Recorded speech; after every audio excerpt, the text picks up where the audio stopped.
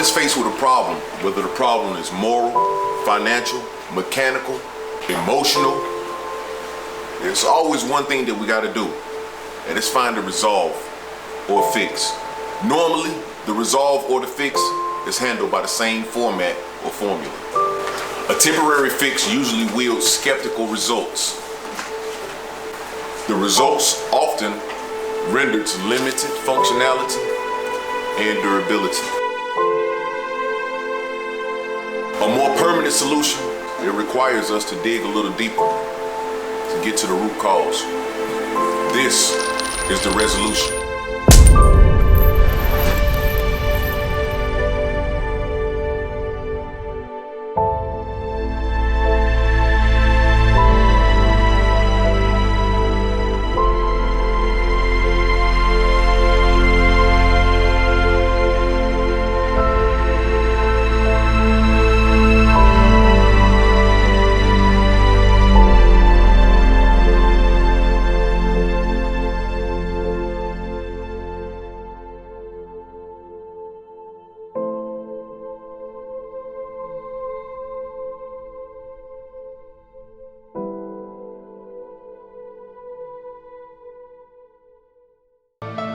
Some of the numbers are mind-blowing. We're talking about 72%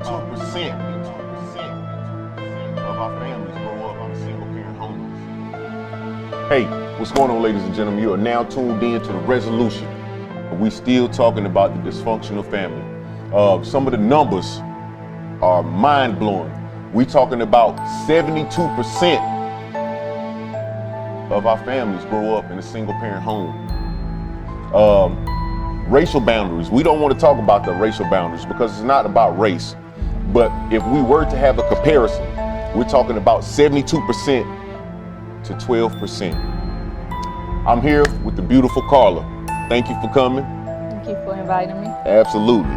What is going on? What happened? First of all, tell me a little bit about your experience as being a single mother. Okay, so I am a single parent of 6 children. Well, 3 adults now and 3 children. I did marry after a while, but marriage didn't work out. Okay. Breakdown in the family. All right. What was the earliest age you had your first child? I had my first child at 19 years old. Take me back to that moment a little bit. Tell me a little bit about the mindset that you were in before actually conceiving a child. Okay, so I was home on summer break from college. 19 years old. 19 years old. Full of life. I had just completed my first year at Virginia Tech, and I was working, summer job. Met a young fellow. Intrigued early. Met a young fellow, and it hit from there. Went from there. Okay. Well, once you met him, what was so intriguing about him? Was it like, we don't definitely want to say it was an accident, but was it like planned or maybe a little bit irresponsible, maybe on his behalf, yours? It was not planned. It was a little bit of irresponsibility on both sides. A lot of irresponsibility on my side, but it happened. It happens. He vanished, so I was left to take care of the child. I eventually found him. I think my son was maybe 6 months old when I found him. Okay, now this is a story that we hear far too often. I myself, man, I got a lot of kids. I got 5, and I got estranged baby mothers, and I love all my children the same. So I think the transparency on this show is what's gonna make it good. Okay, so from that time, fast forwarding to the part where you actually had the child, and he vanished. Did he just up and leave as you were pregnant after you had the child, or was it a little while afterwards? Well, I kind of had to contact him through some friends. Okay. I kind of met a friend through one of my cousins Okay. and found out that he knew my son's father. And that was how I kind of tracked him down to let him know that I was pregnant. Okay. Because maybe 2-3 weeks afterwards, he was gone. So I was maybe 4 or 5 months pregnant before I could track him down to let him know I was pregnant. So after I tracked him down. Did you tell him initially that you were pregnant? Initially? Once you found out you were pregnant, you told him right off the bat? He wasn't there. Okay. I had to track him down and find him. Okay, I'll follow you now. So he didn't know the whole time, the whole 4 or 5 months? But when I contacted him, he Okay. said he knew. Okay. He said he felt it, he knew. Yeah, we had that intuition, man. Sometimes it happens okay, like so that. you felt it, you knew, and yet you were still gone. So he said he had some things going on. So that was Understood. it. Then he went on his merry way. And life is a lesson. I know you mentioned that you were 19 years old. Right. If you don't mind me asking about how old was he? He was 20. He was 20. The reason why I'm asking you questions like this is because I feel like the intimacy of this session, actually getting to the root of it, is going to help us to understand what actually happened. Even as I tell children now, my children, you know, they get older, 13, 14 years old, they want to explore with sexuality, you know, and you can tell them all day long that, you know, that's not the place, you don't really want that right now if you're not ready.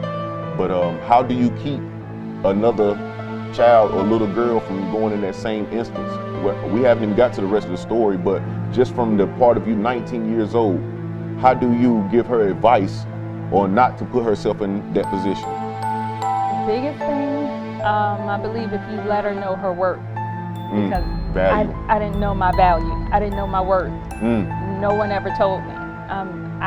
That's deep. I had a relationship with my dad, but I mean, we didn't really talk in depth. I saw him, I knew who he was. That's another but, part of the show. Absolutely. He never said, like, baby girl, look, let me tell you, you know, he never gave me any life lessons.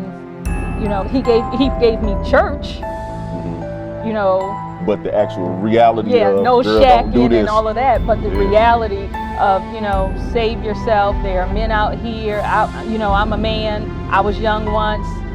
He never gave me that, you know. He never told me that. I mean, he just never told me my value. Wow. Okay. And then I was actually not raised by my mom, so I didn't get it on the other side either. Wow. Okay, so there was a bit of like fusion. It was already dysfunction from the get-go. Dysfunction, right. I admire your strength, you know, just for the record. I wanted to ask you a little bit proceeding on past the pregnancy. After he found out, what was his next move? Did he try to tighten up? Not at all. Not at all. And, what did you do to deter that? Did you, would you like maybe asking him frequently, you know, to be in your child's life, or did you just fall back? I tried to contact him several times. Then the numbers were changing. I mean, I would keep losing contact. He was running. He was doing some other things. So I've been there before. I know exactly what's going on. So he was doing some other things, and I'm not about that life, and I was green. I was very naive.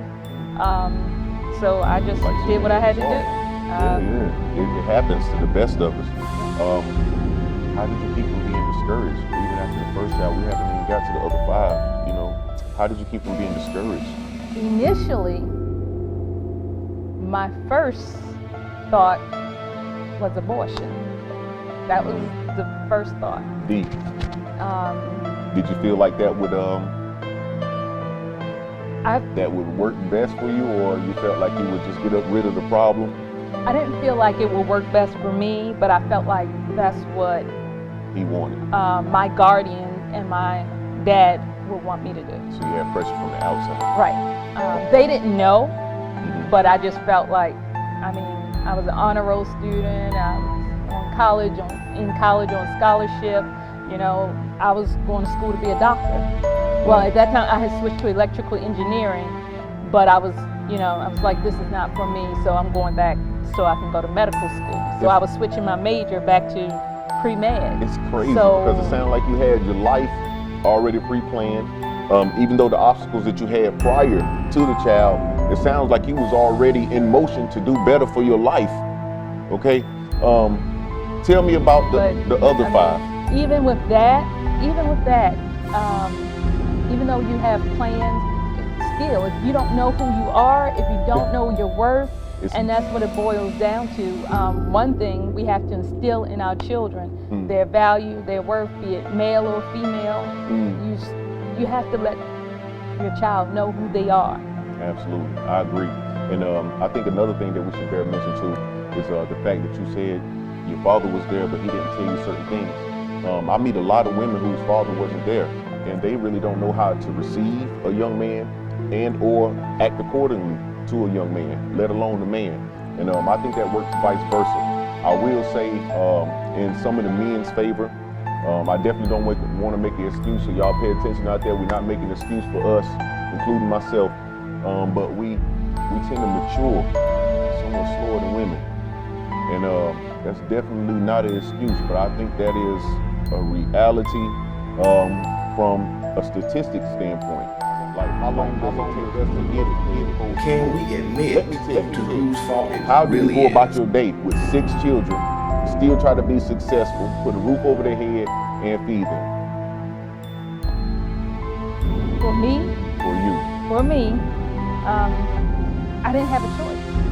Like, even if I felt like I wanted to stop, I couldn't, because I knew that I had 6 pairs of eyes, 12 eyes watching my every move. And I didn't want them to repeat my mistakes. So I had to self-correct, auto-correct as I went along. Y'all stay tuned. We're gonna get right to this next segment. Y'all make sure y'all check this out. We'll be right back.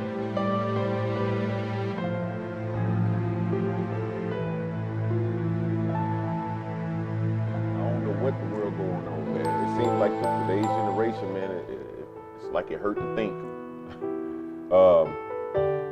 We just had a very interesting conversation with Miss Carla about being a single parent mother and some of the things that's a detriment to our families. Again, the numbers is mind-blowing. But we're gonna talk about a number that's even more intrusive than that. And that's the single parent father. Again, 72% of our children, think about that number, 72% out of 100% grow up in a single parent home. Of the 72%,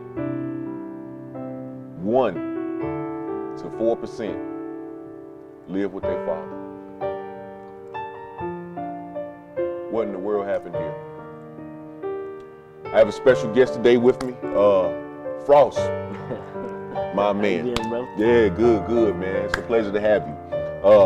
Definitely for a few things, man. For one, I admire the work that you're doing, the entrepreneurship. Man, I admire your mindset. Thank you. Okay, and more than anything, man, thank you for being one of that 1 to 4%. Seems like we don't even have representation. Here I am, the host. Yeah. And I don't even represent that category. Initially, just looking at you initially, I think that a person would get that whole thought process misconstrued. They would probably never think that you are a single father Yeah. that takes care of your child by yourself, man. I won't say by myself. His mama helped, but Yeah. he lived with me. Absolutely, Yeah. but that's staggering. 1 to 4%.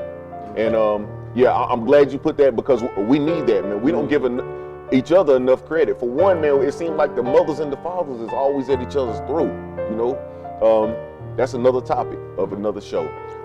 Tell us a little bit about yourself, if you don't mind. All right, well, I'm Frost. They call me Frost. I started off, I was a rapper or whatever. I'm 31 years old. I have 3 children, to be exact, by 3 different people. So let's just, put that out there. My oldest one of the 3 lives with me. Okay. I'm sure they all end up with me. That's my end goal, to have my time with them. But that's about it, man. I'm an entrepreneur. I went to school for business. all those stereotypes, the statistics They that you put there. out. They there. I was all three of them. I grew up in a kind of dysfunctional home. I was actually. Man, it's rough over there on South Side, man. Yeah, but I was actually, one thing about, we do have, Southside is like the newer version. I don't know if you know it or not, but we have what's called the Bethel community. And the Bethel community is a lot of the old folks. Yeah. A lot of the old folks. Hey, that's a didn't- beautiful community too. Yeah. Shout out to my pawpaw, man. Rest in peace. Yeah. Pawpaw Vader. Yep. Big yep, Bethel, Big man. Vape, yeah, Uh-huh. yeah. I remember Vape when I was little. But long story short, that's where my grandparents from. So when my parents did have their whatever, I went to stay with my grandparents. So I was raised by two people, one household. Okay. But hey, that's they the weren't my difference. parents. Yeah, hold up. That is a very, very significant difference. Did y'all hear what he said? He was raised what? By two people. By two people. Your My grandparents. Okay, My okay. my grandma and my grandpa. Wow. Now, I see a lot of posts about your father. I definitely feel like that you feel like he was a very good, Yeah, very positive role influential. model in your life. When I was 3, my father actually was sentenced to 8 years. He's from was from Newark, New Jersey, rest his soul. He's no longer with us. Rest in peace. But he did 8 years, so I didn't get to see my father again from 3 till I was around 11. I just came home from school one day and they was like, your daddy out, he want to see you. So when At 3 years old, No, when I was 11. when you was 11. When I turned 11, Do he you got remember out. it? When I remember him at 3 or remember at 11? Do you remember him at 11? Yeah, most definitely. So when you first saw him, do you remember the feeling? Yeah, How was it? intimidated. Yeah, he was real big. Had dreads. He spoke from the chest. You know what I'm saying? So I was That man thing. Yeah, That man thing. Yeah. But I had already knew how to To carry yourself. submit to that because my grandpa lived in the house. I see a post on the internet. It was like, So you had some male figures yeah, in your life. yeah. Okay? And for example, I seen a post that goes around the internet. It says, "Who eats in the house first, the man or the children?" But it's really a psychological thing that shows the difference between an older time and a newer time. And there is a because in the very older distinct time, difference.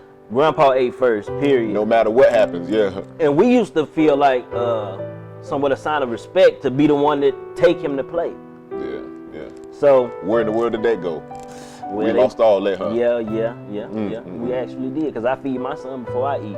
Okay, at 11 years old, you seeing your father, this big intimidating man that you probably been longing to see. Do you recall the times before that When I was a child, when he wasn't there? yeah, it was rough. It was rough. Was I there ever wonder time where that you he yearned? was, Okay. why he wasn't there. Was it some things that you didn't quite understand about yourself? Yeah, a whole lot. Yeah, a lot actually. I think a lot of Me our and him- men, yeah. Me and him actually beefed a lot throughout my teenage years, because it's most you wasn't here, you can't tell me to do this, and because he's trying to be my father now, but How many kids go through that now? yeah. How many kids go through that now? Blatantly disrespect their father. Who I are did you? that too. I You did that wasn't too. here for me. Who are you?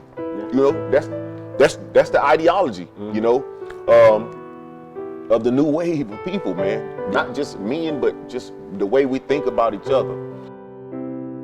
When your father came back, okay, we're gonna start from that point. What's the first thing that you remember that he taught you as a man? That you a black man, Ooh, black God actually. You know Wow. what I'm saying? So Okay, my black father was God. a Muslim. You know Wow, what I'm saying? okay. A black Muslim. Wow. So the whole, not to disrespect anybody or what they choose to believe in, I try to stay away from that. But me personally, Absolutely, it's okay. I was always taught Kemetic African spirituality.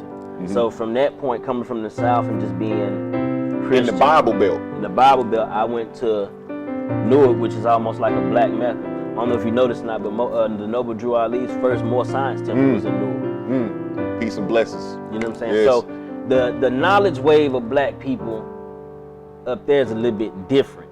You got, not to say that black people up there The way aren't they carry Christian, themselves. but there are other things to explore. They're more like besides pro-black. Christ- Yeah. Okay. Yeah, well, yeah, in certain cases, but I'm just saying there are more things to explore besides Christianity.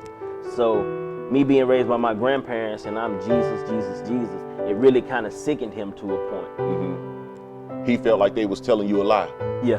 Wow. So he basically spent most of his time on teaching me who black people are, where we come from. We didn't start as slaves and most of that. And they gave me a sense of self, you know what I'm saying?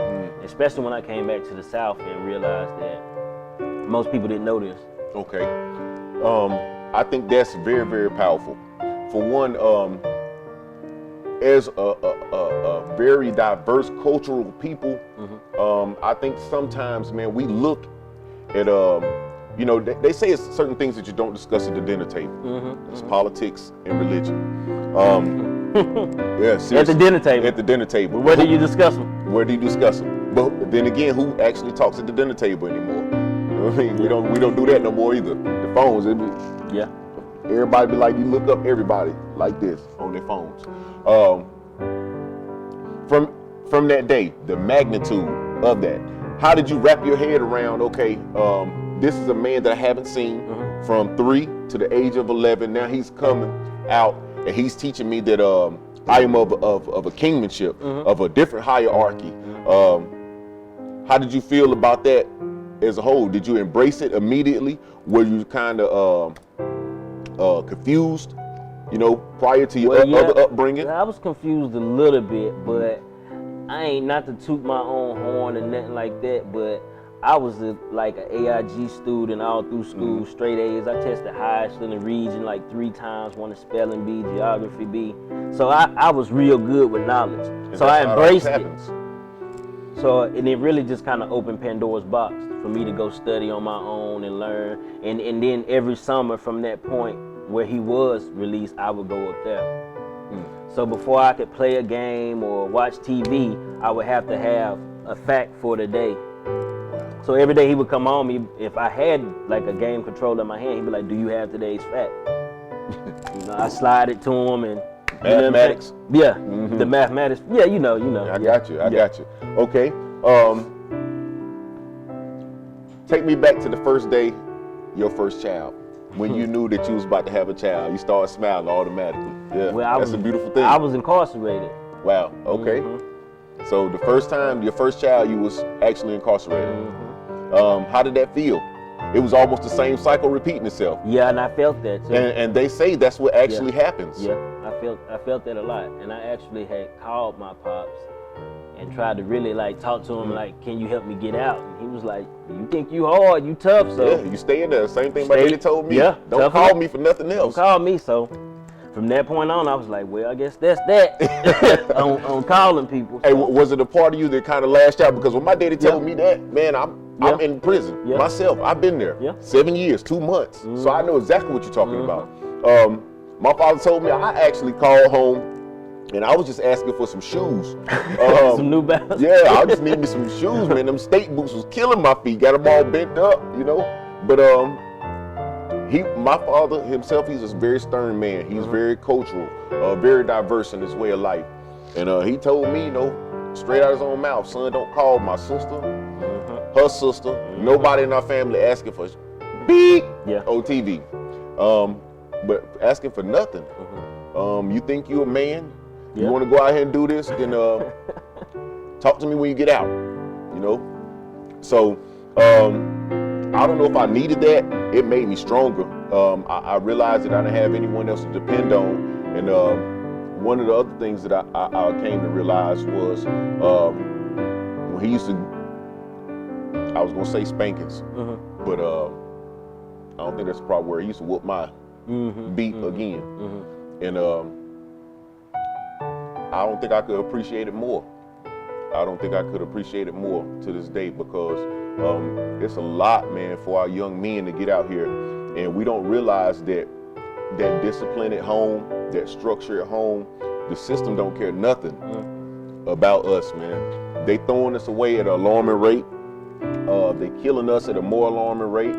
It is almost absolutely legal. It is absolutely hunting season. There's reasons behind it. It's very systematic. Yeah, very systematic. For people like us, man. Okay, so once you actually came home, you there with your son, you finally get a chance to see him. How did you feel? Did you cry? Tell the truth. Yeah, I cried. I was actually, I found out she was pregnant while I was incarcerated. I was there when he was born. Okay. Yeah, I was there the day my firstborn was born. I was In there. the hospital. In the hospital. With the scrubs on. Nah, I ain't do that. I got a weak stomach.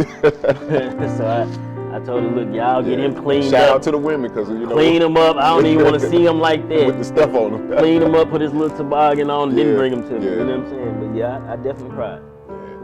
How did that feel, man? Did it actually flash back to the time It made of me your want father? to be a better person. And he kind of saved my life a little bit because I was incarcerated for some things that were some kind of way tied to his mother. And I was facing about 15 years. And really...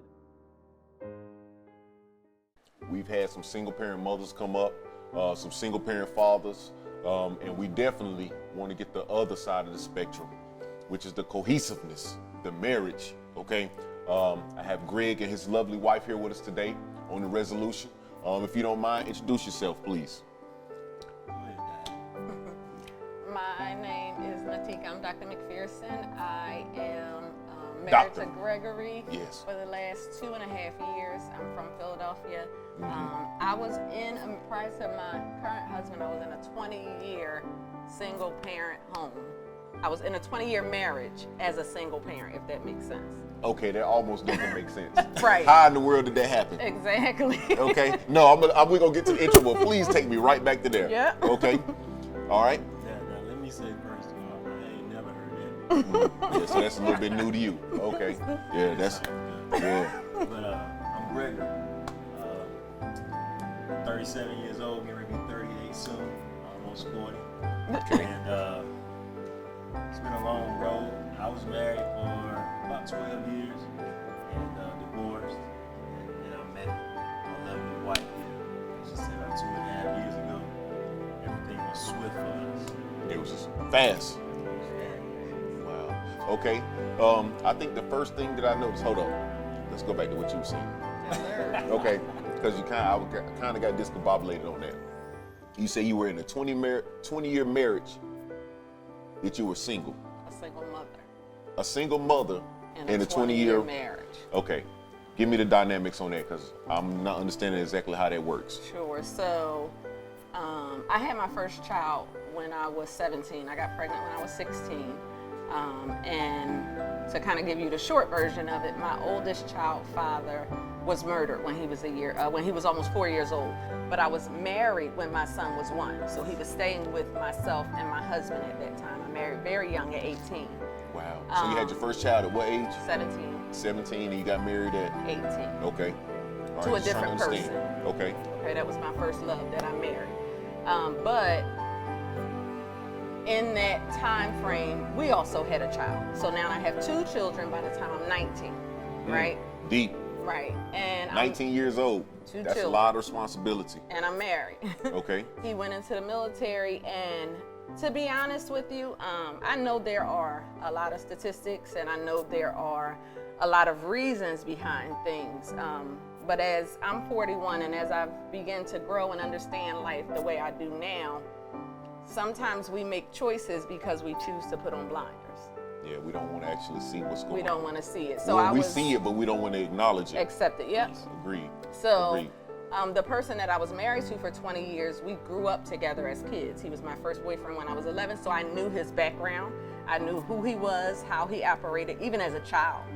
But I married him anyway, right? Because I was that helper person. His parents were both on drugs and his grandma was sick, so it's like, come on, I had a 2-parent household. And my Okay. dad was very That's important. involved in the neighborhood. Okay. What So you mean he- by he was involved in the neighborhood? Basketball with the guys, Okay. taking everybody to church. Everybody can get snacks at our house. Everybody can spend The the, good night. guy around. Right. Okay. All right. So in my eyes, I'm like, I can be that person that helps him to become a better man because I have a dad that's a better man. Wow, understood. But Okay. 20 years That's deep. later, he was the same person. That he was a didn't lot want that it. happened in that little time frame. A lot. Okay. Greg, Yes, sir. how you doing today, man? Okay. Brother's always fashionable, man. Proud of you too. Yeah, thank you. sir. Definitely, I definitely appreciate it. You got a chance to hear some of the other guests, the single mother, the single father. You had an opportunity to actually hear some of the numbers. How you feel about them? What was your first thought as you were hearing some of these numbers? Facts. Facts. That's my first thought. Anytime when they're like disheartening or maybe shocking, like what? Because to me, you know, when I was actually doing the numbers and the analysis, I was kind of shocked, man. I didn't realize that we were in this state, man, of dysfunction. You realize it's like when it's happening around you, Yeah. you know, you realize it then. From the outside looking in. Right, but when you go to the internet and you start seeing, like you said, the statistics, the numbers, Yes.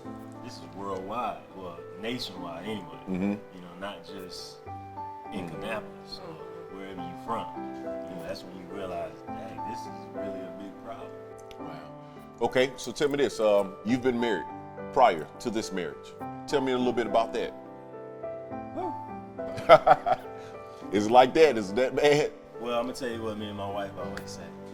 Our first marriage was for play. Preparation. That's right. That's right. That's what I'm gonna tell you about that. This one is for real. Okay. You go through all your I saw the chemistry, how y'all just sitting over here laughing. There's a lot of couples that miss that, you know. Normally what you see is a man that's overbearing and a woman that's too submissive over there balled up in the corner.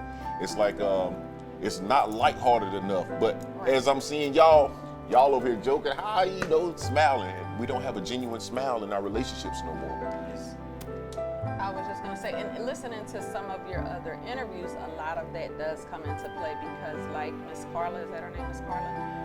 I have 3 children, 2 who are grown. One's 13. I have a 24, 21, and a 13-year-old. And like I said, being a single parent, so I was that woman you were talking about. I worked 3 and 4 jobs since I was 18 years old. My ex-husband was home. His excuse was he had a felony, so he couldn't get a job. So he didn't work Did he do anything consistently. else like to bring money to the house? Absolutely not. And the only demand I put on him, because I too was raised in church, Did he take you the don't trash wanna, out? Yes, I put a demand that you have to clean the house. I'm not going to work and cleaning the house. But Okay. that was, so my kids saw. But psychologically, let's just think about that for a second. Sure. You told him, your husband or your man at that particular time, that you just take care of the chores at home, and I'm gonna go work. Because I was that person that you were talking about. I was that woman, that independent, I don't want to be failed, so let me make sure it gets done. I had 3 boys, and I know I can't count on you to do what you need to do, so I gotta get it done. Now, when I met Gregory, my boys were able to see a man, and in In these action. last few years, it has made tremendous change. When you talk about going to jail, the behavior problems, those things are now straightening out, even though they're 24, Because they 21 had that role model figure in there. front of them. I couldn't Wow. do it. I thought I could, but as a woman, a single woman, I couldn't do that. Wow, that is so deep. I'm just really trying to wrap my head around it because initially, one of my strongest statements is how we done switch roles in the home. And it seemed like you just put on a pair of panties. I don't know him, and I don't know if he's a big guy, man. Please don't come hurt me. Okay? But it's like you just gave him a set of panties.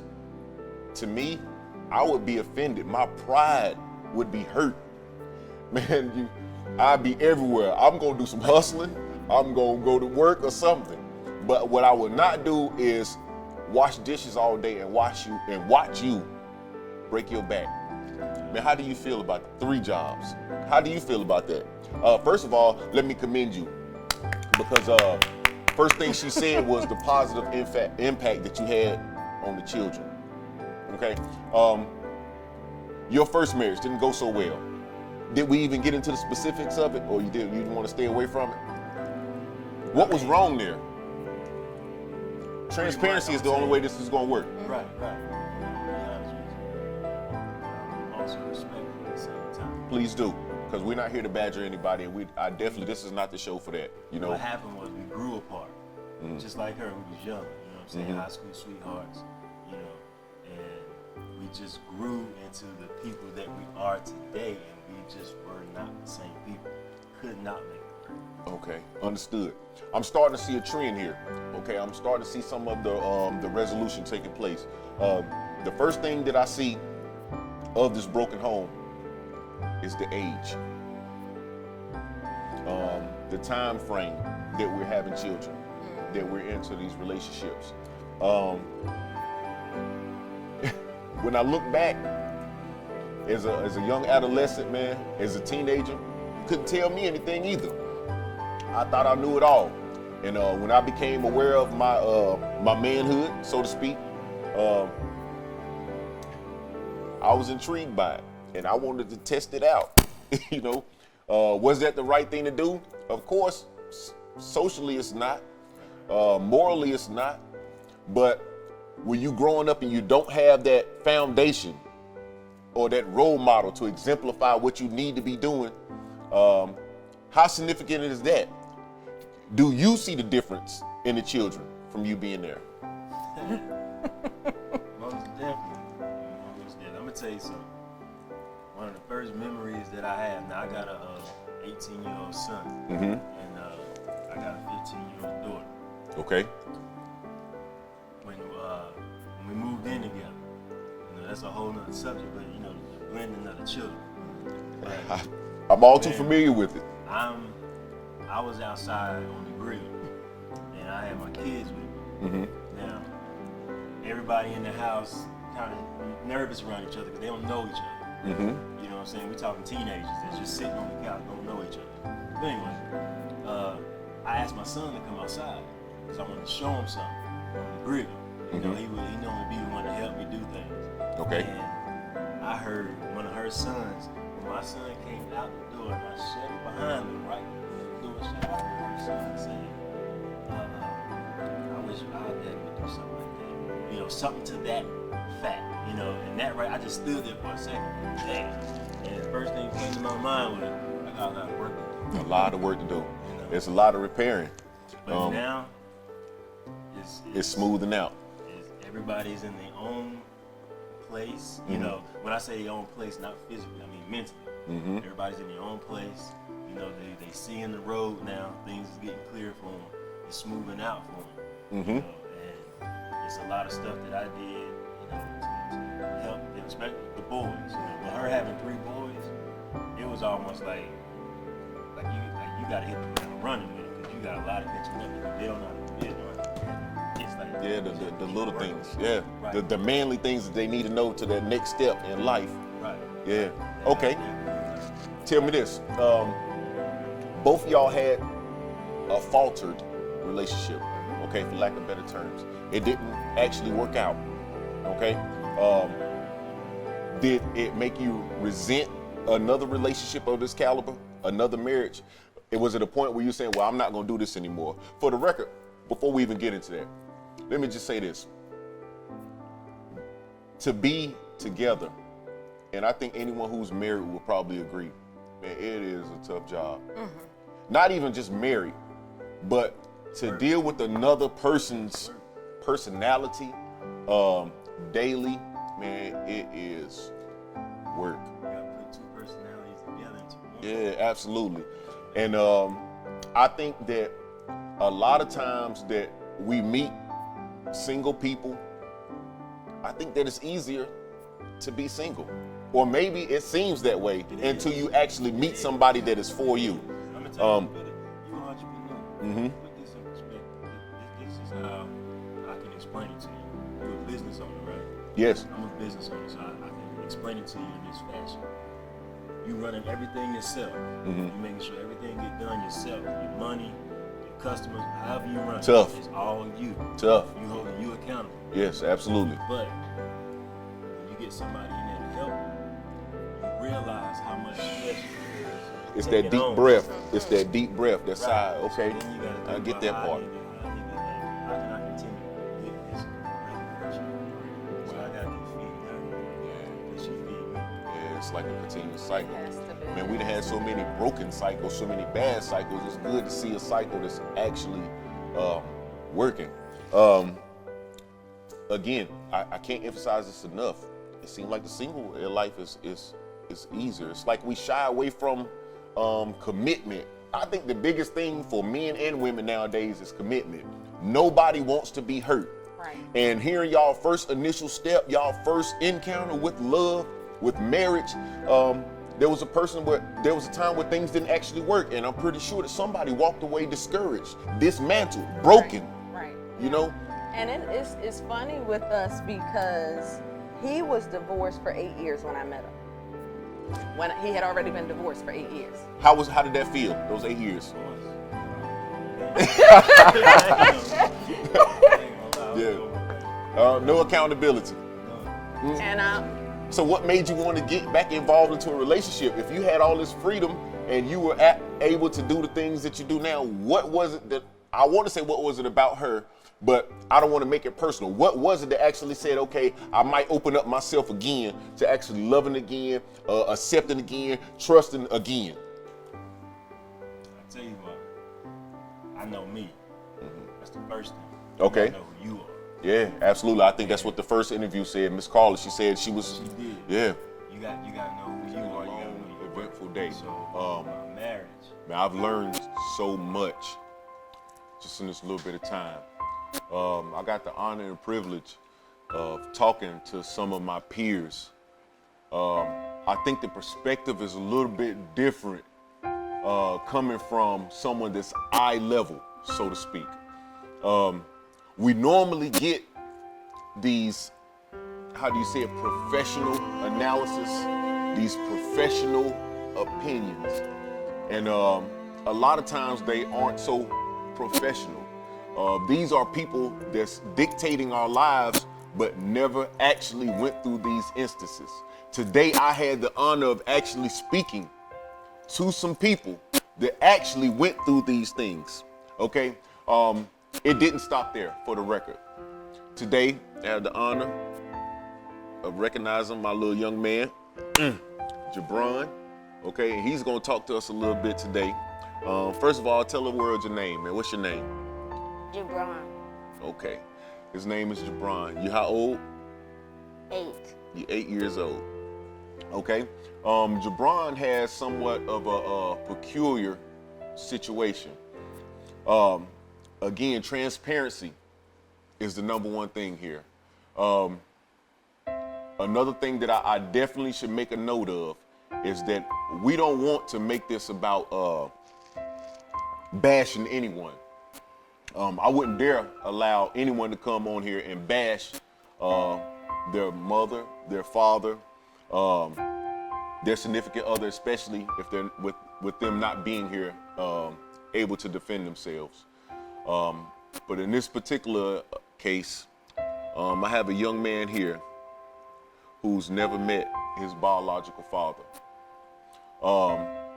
We got a chance to speak to the single mother. We got a chance to speak to the single father. We talked a little bit to a married couple to find out the cohesiveness. Now, I want to talk to you a little bit about how does that feel, man. First and foremost, have you ever met your father? No. Never. If he walked up to you today, would you know who he is? Man, don't cry, boy. You about to make me cry. All right. Yeah, don't do that to me. All right. First and foremost, man, I want to tell you happy birthday, boy. You know Unc got something for you, okay? It's a special day. Today is Jabron's birthday, and still no sign of Pops, okay? I know that's got to be tough, man, okay?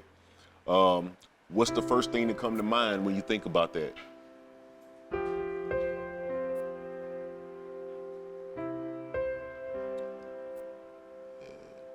I was feel heartbroken.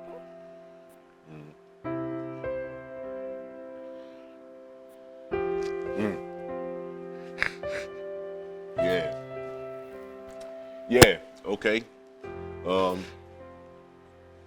This is heartbreaking. You got a good support network around you, okay? First and foremost, I want you to know, man, that it's people that love you, man. despite the circumstance that you're growing up with, man. Okay?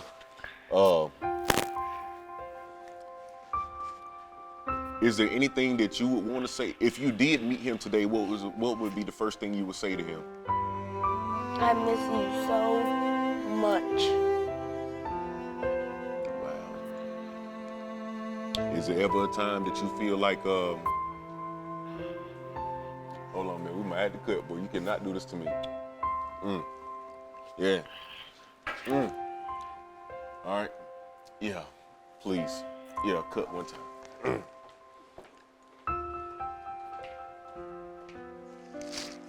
You all right, man?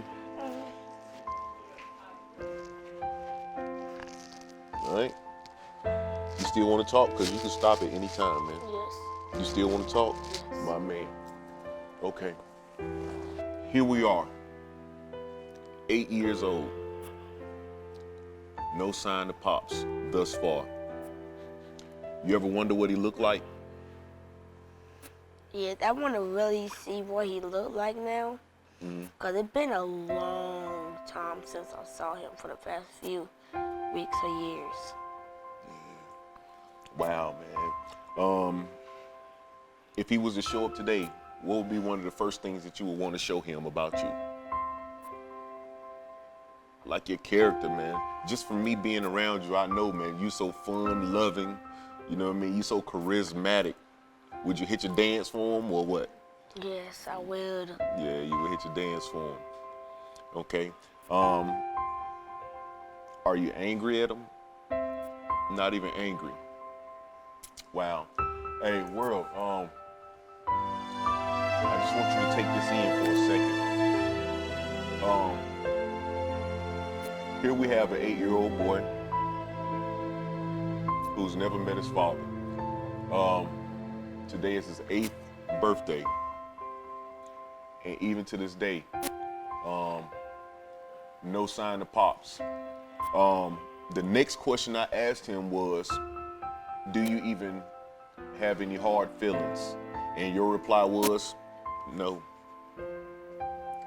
He don't even feel hardened for him. It's just a part of you that wants to see him, right? You wonder if you look like him a little bit, maybe walk like him, talk like him. Wow. What do you think he would say if he was to see this? I don't even know, but I think he would have said, I love you so much. I did not mean to hurt your mom or nothing like that.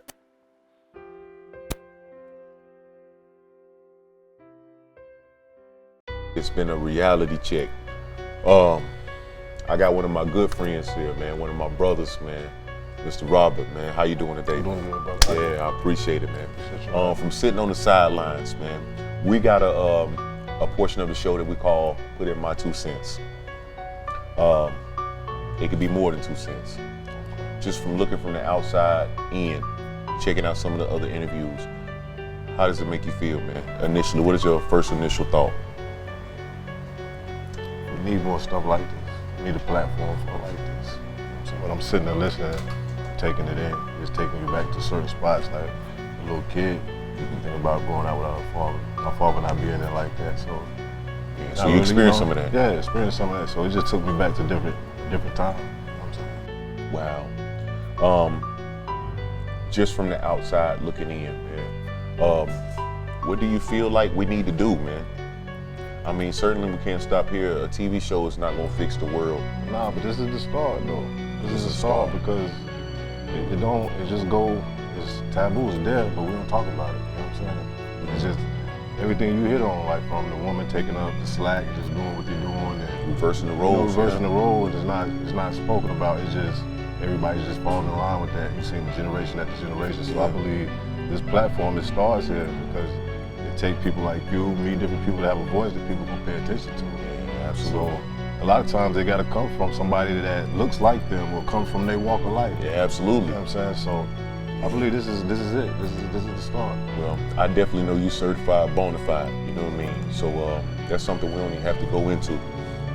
First and foremost, man, I want to tell you thank you for even showing up because the models, the role models, and the pillars of our community, man, sometimes it gets overshadowed by the other things that go on. You heard the scenario, you know, they whisper your success. How do you get past that, man? Coming from a single parent home, being successful, first and foremost, man, tell them a little bit about what you do. I'm an entrepreneur, so I'm still trying to figure it out. You know, I got a clothing line, FTH Apparel. I have a entertainment business, FTH Apparel, and basically just, you know, real estate, just dibble dabble, whatever makes sense at that time. Entrepreneur. Yeah, absolutely. When I told you about the show, what was your first thought about that? Like how to tie myself into it, or Yeah. you know, how's this relevant to me? It's relevant. It's life, though. It's life. You know what I'm saying? Like me sitting on the sideline looking in, we all gonna experience that, from being a kid to being in a relationship. So all that is relevant. Sometimes you have to be on the outside looking in to really take it in. I know that's for me anyway. A lot of times I had to be removed from it to really step back and be like, okay, that's what I do wrong. A lot of times you go on defense. Yeah, a lot of people go on defense. They You don't never want to see the see it. problem. That mirror is crazy. Yeah. So I pinpoint a lot of things when you was doing the interviews. I pinpoint certain things that I deal with that I might have not seen.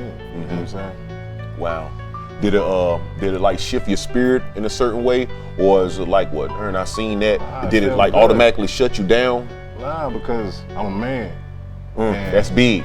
and What'd you say again? You a what? I'm a man. I'm not Man, just we need a more man. of those, I'm a man. man. So Yeah, absolutely. I can admit, you know, and I remember like when I was younger before, I'm just gonna defend it. Whatever. Even after this, I just don't want to be wrong. We had that adolescent mind. Yeah. It's understandable Now it's completely. Like, nah, I'm wrong. Okay, cool. I didn't see it. Let's move forward. Let's fix it. You know what I'm saying? Wow. So now when I heard it, I'm like, I need to hear it. Yeah, we see it right here Yeah. firsthand. Well, ladies and gentlemen, my good brother Robert, man, he came out here today to show some support, to listen, and to be able to relate. But he also got a special thing that he's gonna do for our youth, man. He's gonna look out for them, maybe a couple kids, man. We need coats. It's about to be wintertime. I'm doing a drive for coats here soon. So my man is gonna be one of the first ones, man. You wanna talk about that a little bit? Oh yeah. About the apparel, you know? Yeah, they're definitely underprivileged kids, you know what I'm saying?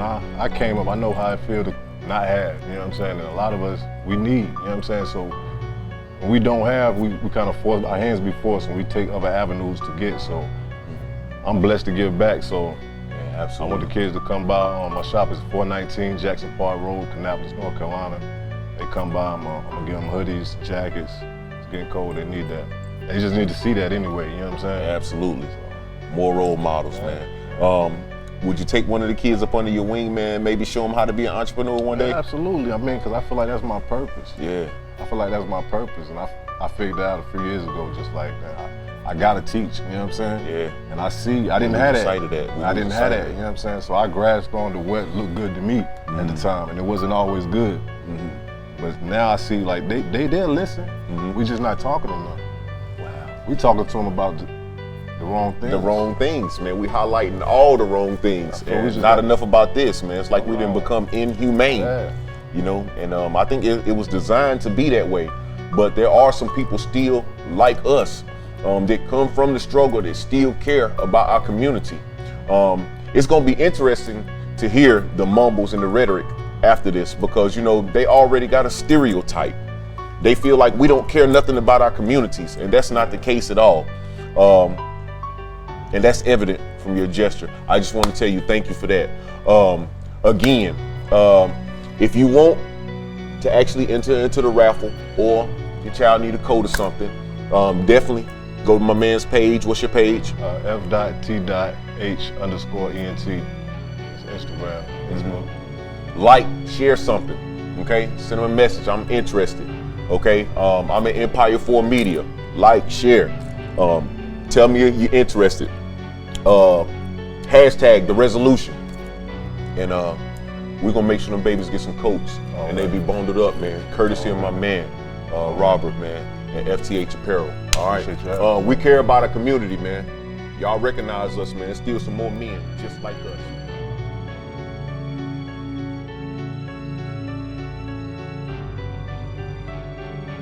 I bet you thought we were finished. Absolutely not, man. This is just the beginning.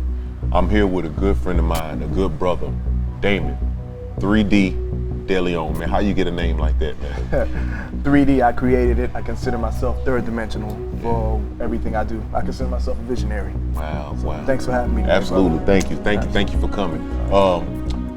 You got a chance to actually sit back and listen today, okay? First thoughts. I really like what I heard. The individuals that you actually interviewed, each of them came from a particular aspect of society, from the single mother to the single father, to the couples who are entrepreneurs, to the young man who is the entrepreneur, to the young boy who actually comes from a part of society that is very prevalent in the black community, and that is a single parent home who he has not seen his father or grown up with his father. Each and every one of them, with the exception of the single black mother and the single father, but the other ones I can relate to personally. Wow. So I really liked what I heard, and I'm actually going to touch a little bit upon that today. Wow. So tell me a little bit about where you're coming from with this. Like, what do you do? Okay. Well, I'm an educator, first and foremost. Mm-hmm. I actually had 5 years of teaching experience and over 15 years of tutoring experience. Wow. Going back to my childhood, I was always active within church and community events. My parents actually made sure that I actually was involved. And it started with the Cub Scouts, and then the Boy Scouts, transitioned to the Boy Scouts, transitioned to the Boys and Girls Club when we moved to the South. Working in education, I actually am a social sciences teacher, or what we know as social studies teacher. So I've taught everything from American history, world history, psychology, sociology in the public school system.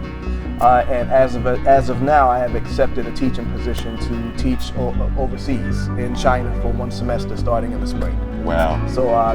It's always good to see brothers, man, out there making a positive impact, man. Absolutely. Really.